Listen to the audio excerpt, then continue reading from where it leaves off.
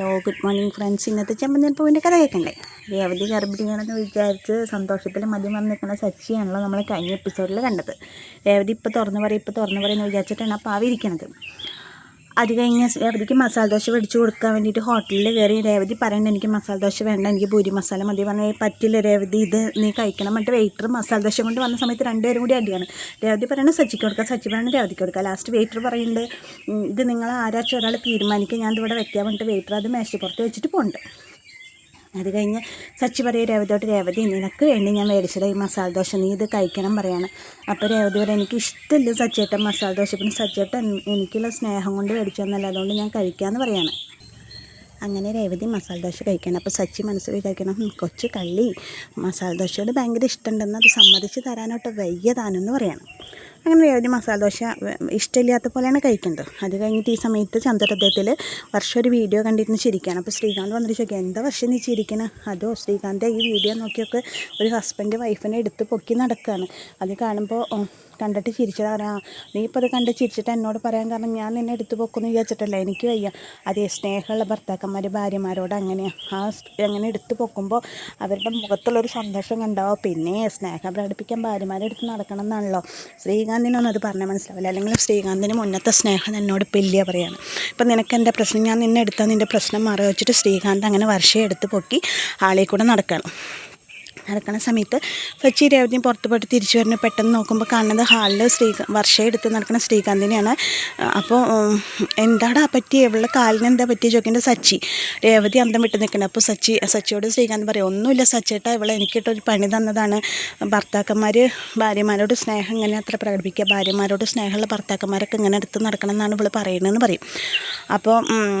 അപ്പോൾ രേവതി പറയും, അപ്പോൾ വർഷ പറയും സച്ചേട്ടൻ രേവതി ചേച്ചീനെ എടുക്കുക പറയുമ്പോൾ രേവതി പറയും അത്രയ്ക്കുള്ള സ്നേഹമൊന്നും സച്ചേട്ടൻ എന്നോട് ഇല്ല പറയും. പിന്നെ എടുത്ത് നടന്നിട്ട് വേണ്ടേ സ്നേഹം പഠിപ്പിക്കാൻ, നിന്നെ ഞാൻ എത്ര പടി എടുത്ത് നടന്നിട്ടുണ്ട് പറയും സച്ചി. അപ്പോൾ അത് അമ്പലത്തിൽ വഴിപാടിന് വേണ്ടിയിട്ടല്ലേ, ഇപ്പോൾ കുറച്ച് നേരത്തെ നിന്നെ എടുത്തത് അതൊന്നും എടുത്ത് പൊക്കിയിട്ട് വെച്ചല്ലേ പറയാം. ഇപ്പോൾ കാണിച്ചു തരാൻ പറ്റും. സച്ചി അങ്ങനെ രേവതി എടുത്ത് പൊക്കാണ്. സച്ചി രേവതി എടുത്ത് ഹോളിൽ കൂടെ നടക്കുന്ന സമയത്ത് ഇത് കണ്ടിട്ട് ശ്രുതിയും കൂടി വരും. ഇത് എന്ത് പ്ലേ സ്കൂളോ ചോദിക്കും ശ്രുതി. എനിക്കിത് കാണുമ്പോൾ ഒരു പ്ലേ സ്കൂൾ പോലെ തോന്നണം പറയാം. അതേ ഭർത്താക്കന്മാർക്ക് ഭാര്യമാരോടുള്ള സ്നേഹം ഇങ്ങനെ പ്രകടിപ്പിക്കുക എന്നൊക്കെ പറയും രേവതിയും വർഷയും കൂടിയിട്ട്. അപ്പോൾ ഇത് കാണുമ്പോൾ ശ്രുതി നോക്കുമ്പോൾ പറയാം എനിക്ക് മനസ്സിലായി നിന്നെ ഞാൻ എടുക്കണം അല്ലേ എന്ന് പറഞ്ഞിട്ട് ശ്രുതിനെ എടുത്ത് പൊക്കാൻ നോക്കുമ്പോൾ ശ്രുതിക്ക് പറ്റണില്ല. എന്തൊരു വെയിറ്റാണ് പറയാം. ശ്രുതി നാണം കെടുത്തല്ലേ എടുക്കുക പറയാം. അപ്പോൾ അങ്ങനെ ശ്രുതിനെ എടുത്തിട്ട് അങ്ങനെ 3 പേരും ഭാര്യമാരെ എടുത്ത് ഹോളിൽ കൂടെ ഇങ്ങനെ നടക്കുന്ന സമയത്താണ് നമ്മുടെ ചന്ദ്രയും രവീന്ദ്രനും കൂടി ഔട്ടിങ്ങിന് പോയിട്ട് തിരിച്ചു വരണത്. ഇവർ വരുമ്പോൾ ഈ 3 ഭർത്താക്കന്മാരും ഭാര്യമാരെ എടുത്തിട്ട് ഹോളിൻ്റെ ഉള്ളിൽ കൂടെ അങ്ങനെ വട്ടം കറങ്ങാണ് ചിരിച്ചിട്ട്. അപ്പോൾ ചന്ദ്രയും രവീന്ദ്രനും കാണുമ്പോൾ ആകെ ഷോക്കായി പോകും. എന്നിട്ട് ചന്ദ്രമതി ചോദിക്കും ഇത് എന്താ അവിടെ നാണുണ്ടോ നിങ്ങൾക്കൊക്കെ എന്ന് ചോദിക്കുമ്പോൾ പെട്ടെന്ന് എല്ലാവരും താഴ്ത്തിറങ്ങും. എന്തായി കാണിക്കണം നിർത്തുക എന്ന് പറയും. നാണുണ്ടോ നിങ്ങൾക്കൊക്കെ, ഇതൊക്കെ നിങ്ങളുടെ റൂമിൻ്റെ ഉള്ളിൽ വെച്ചിട്ട് മതി, പുറത്തേക്ക് കാണിക്കണ്ട ഈ സ്നേഹപ്രകടനങ്ങളൊക്കെ. ബാക്കിയുള്ളൊരു വീട്ടിലുണ്ടെന്നുള്ള ചിന്ത വേണ്ട, ഇതൊക്കെ അവനവൻ്റെ റൂമിൻ്റെ ഉള്ളിലെന്ന് പറയും. അപ്പോൾ സച്ചി പറയും റൂമിൻ്റെ ഉള്ളിൽ കാണിക്കാൻ എങ്ങനെയാണ്, ഇവിടെ ആകെ 2 റൂമല്ലേ ഉള്ളൂ, 3 ആൾക്ക് കാണിക്കണമെങ്കിൽ എന്താ ചെയ്യുക ചോദിച്ചിട്ട് സച്ചി ചന്ദ്രമതിയോട് എതിർത്ത് സംസാരിക്കും. അപ്പോൾ ചന്ദ്രമതി പറയും ആ റൂം വിഷയം നിർത്തിയത് കഴിഞ്ഞപ്പോൾ അത് വീണ്ടും എടുത്തിടണ്ടെന്ന് പറയും. അപ്പോൾ ശ്രുതി പറയും പറഞ്ഞ പോലെ ഞാൻ പറയാൻ തുടങ്ങുന്നത് ഞങ്ങൾക്ക് റൂമില്ലാണ്ട് പറ്റില്ല, ഞാൻ ഒരു വലിയ ബിസിനസ്മാനാണ്, എനിക്ക് റൂമില്ലാണ്ട് പറ്റില്ല, എനിക്ക് കസ്റ്റമേഴ്സിനെ കൺവിൻസ് ചെയ്ത് അവരേനെ ഡീൽ ഉറപ്പിക്കണം എന്നുണ്ടെങ്കിൽ എനിക്ക് നല്ല ഫ്രഷ് മൈൻഡ് വേണമെന്നുണ്ടെങ്കിൽ എനിക്ക് നന്നായി കിടന്നുറങ്ങണം, അല്ലാണ്ട് എനിക്ക് പറ്റില്ല എന്നൊക്കെ പറയാണ്. അപ്പോൾ സച്ചി രേവതിയും പറയും. അപ്പോൾ ശ്രീകാന്ത് പറയും അതെന്താ ചേട്ടന് മാത്രം റൂം, എന്താ എല്ലാവരും വർക്ക് ചെയ്ത് വരണവരല്ലേ, എടാ നിന്നെപ്പോലെ ഒരു സാധാ ഹോട്ടൽ പണിക്കാരനല്ല ഞാൻ. ഹോട്ടൽ പണിക്കാരനാണ് എൻ്റെ പ്രൊഫഷനെ ചേട്ടൻ കുറ്റം പറയരുത് പറയും.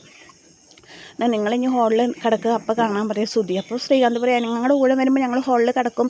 അപ്പോൾ ശ്രുതി പറയും വർഷ അവളുടെ വീട്ടിൽ പോകുന്നല്ലേ പറഞ്ഞേക്കണം. അപ്പോൾ രേവതി പറയും ഒരിക്കലും വർഷ അങ്ങനെ പറഞ്ഞാലും വർഷ അവളുടെ വീട്ടിൽ പോവില്ല, എനിക്കറിയാം വർഷയുടെ കൂടെ വന്ന വർഷ ഹോളിൽ തന്നെ കിടക്കും എന്ന് പറയാണ് രേവതി. അങ്ങനെ സംസാരിക്കാനുണ്ടെങ്കിൽ രവീന്ദ്രൻ പറയും ഒരു കാര്യം ചെയ്യും, എല്ലാവരും പോയി കുളിച്ച് ഫ്രഷായിട്ട് റൂമിൻ്റെ കാര്യത്തിലൊരു തീരുമാനമാക്കാം, കുറച്ച് സംസാരിക്കാനുണ്ട് എന്ന് പറയും.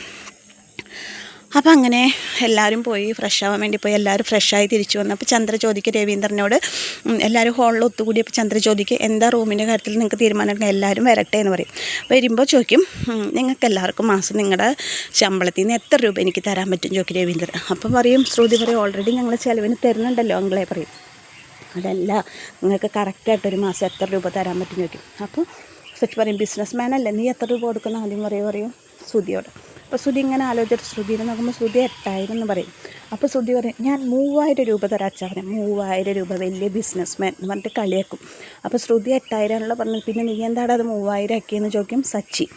അപ്പോൾ ശ്രുതി പറയും ശരി 8000 തരാം അച്ഛാ പറയും. അപ്പോൾ സച്ചിയോട് ചോദിക്കും സച്ചി നിനക്ക് എത്ര തരാൻ പറ്റും ചോദിക്കും. അപ്പോൾ സച്ചി രേവതിയെ നോക്കും. അപ്പോൾ രേവതി പറയും ഞാൻ കൈ പൊക്കി കാണിച്ചാലും നിങ്ങളെത്ര കൊടുക്കുമോ ചോദിക്കും. നീ കൈ പൊക്കി കാണിക്കും രേവതി പറയും. അപ്പോൾ രേവതി 10,000 കൈ പൊക്കി കാണിക്കും. അപ്പോൾ സച്ചി അറിഞ്ഞ് 10,000 തരാം അച്ഛാ പറയും. അപ്പോൾ രവീന്ദ്രൻ ഉറപ്പാണല്ലോ എഴുതാട്ടോ, എഴുതിക്കോ അച്ഛാ പറയും. അത് കഴിഞ്ഞ് അടുത്തത് ശ്രീകാന്തിനോട് ചോദിക്കും ശ്രീകാന്ത് നിനക്ക് എത്ര തരാൻ പറ്റും ചോദിക്കും. അപ്പോൾ വർഷേനെ ശ്രീകാന്ത് നോക്കുമ്പോൾ വർഷ പറയും ഞാൻ ഒന്നും പറയില്ല, നിൻ്റെ ഇഷ്ടമുള്ള നീ എത്ര വെച്ച് കൊടുത്താൽ പറയും. അപ്പോൾ ശ്രീകാന്ത് പറയും ഞാനും 10,000 തരാം അച്ഛാ പറയും. അങ്ങനെ ശ്രീകാന്ത് 10,000, സച്ചി 10,000, ബിസിനസ് മാനായ സുധി 8,000 രൂപയും കൊടുക്കാമെന്ന് പറയും. അപ്പോൾ രേവതി പറയും അച്ഛാ എനിക്കൊരു ജോലി ഉണ്ടല്ലോ, ഞാൻ മാസം 2,000 രൂപ വെച്ചിട്ട് എൻ്റെ ചെറിയ വരുമാനത്തിൽ നിന്ന് ഞാൻ ഒരു മാസം 2,000 രൂപ വെച്ചിട്ട് ഞാനും തരാം അച്ഛാ പറയും. അപ്പം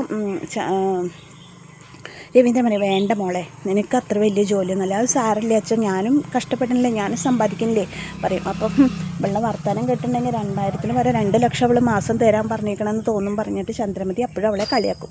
അതെന്താ ചന്ദ്ര അവളുടെ പൈസയ്ക്ക് നിനക്കൊരു വിലയില്ലാത്ത വെച്ച് രവീന്ദ്രൻ അപ്പോൾ ചന്ദ്രമതിയെ ദേഷ്യപ്പെടും. അപ്പോൾ സച്ചി പറയും രേവതി 2,000 തരാൻ പറഞ്ഞു, നന്നായി രേവതി നല്ല അഭിപ്രായം നീ പറഞ്ഞത്. ഇതുപോലെ 2 കോടീശ്വരികളായ 2 മരുമക്കളുണ്ടല്ലോ അവരെന്താ ഒന്നും പറയാത്ത ചോദിക്കും. അപ്പോൾ ശ്രുതിയോട് ചോദിക്കുമ്പോൾ ശ്രുതി പറയും ഞാനും 5,000 രൂപ തരാം അങ്കിൾ പറയും. അപ്പോൾ ശ്രുതി നീ 5,000 ഞാൻ തന്നെ 8,000 കൊടുക്കണ്ടേ പിന്നെ എന്തിനാ നീ 5,000 കൊടുക്കണമെന്ന് ചോദിക്കും.